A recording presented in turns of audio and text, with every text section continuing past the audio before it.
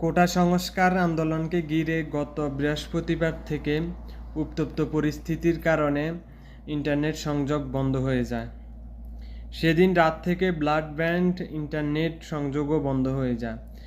এরপর গত 5 দিন সারা বাংলাদেশ ইন্টারনেট সংযোগ বিচ্ছিন্ন হয়ে পড়ে সারা পৃথিবী থেকে। তো আপনারা জানেন ইতিমধ্যে সীমিত আকারে ব্লড ব্যান্ড ইন্টারনেট সংযোগ দেওয়া হচ্ছে, তাও সেটা ঢাকা চট্টগ্রামে।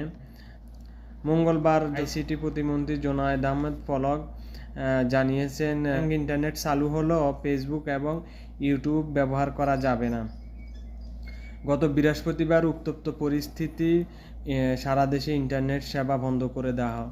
তাছাড়া বিটিসিআরে অগ্নিসংযোগ এবং সন্ত্রাসী হামলার কারণে নেটওয়ার্ক বিচ্ছিন্ন হয়ে যায় এবং সাময়িক ত্রুটি হয়, এই জন্য সারা দেশে ইন্টারনেট সংযোগ বিচ্ছিন্ন বলেও জুনায়েদ আহমেদ পলক জানিয়েছেন। তবে বর্তমানে সীমিতভাবে ব্লড ব্যান্ড ইন্টারনেট দেওয়া হলেও ফেসবুক এবং ইউটিউব ব্যবহার করা যাবে না। আপনারা জানেন গত কয়েকদিন ধরে কোটা সংস্কার আন্দোলনকে ঘিরে বাংলাদেশে যে উত্তপ্ত পরিস্থিতি সৃষ্টি হয়, এর কারণে ইন্টারনেট সংযোগ বন্ধ করে দেওয়া হয়। বিশেষ করে গুজব ছড়ানোর কারণে ফেসবুক এবং ইউটিউব বন্ধ করে দেওয়া হয়। তাছাড়া সারা পৃথিবী থেকে বাংলাদেশ পুরোপুরি ইন্টারনেট সংযোগ বিচ্ছিন্ন হয়ে যায়, যোগাযোগ বিচ্ছিন্ন হয়ে যায়।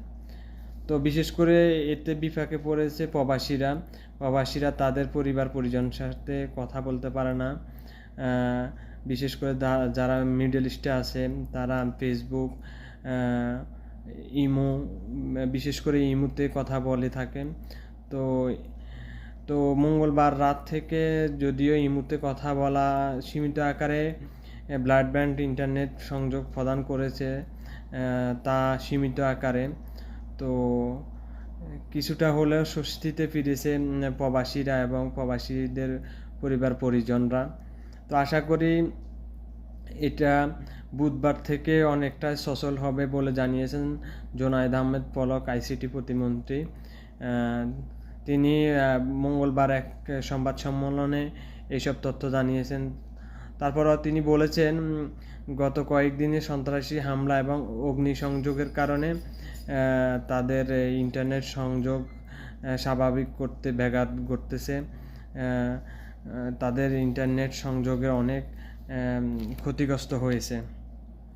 যাই হোক, আমরা আশা করব আগামী কালকে ইনশাআল্লাহ ইন্টারনেট সংযোগ অনেকটা সচল হবে আশা করা যায়। তবে ফেসবুক এবং ইউটিউব কবে নাগাদ দেওয়া হবে বা কবে নাগাদ ব্যবহার করা যাবে ফেসবুক এবং ইউটিউব, সে বিষয়ে এখনও কোনো তথ্য দেয় নাই বা এখনও কোনো কিছু বলে নাই আইসিটি প্রতিমন্ত্রী। যাই হোক, সবাই ভালো থাকবেন, সুস্থ থাকবেন।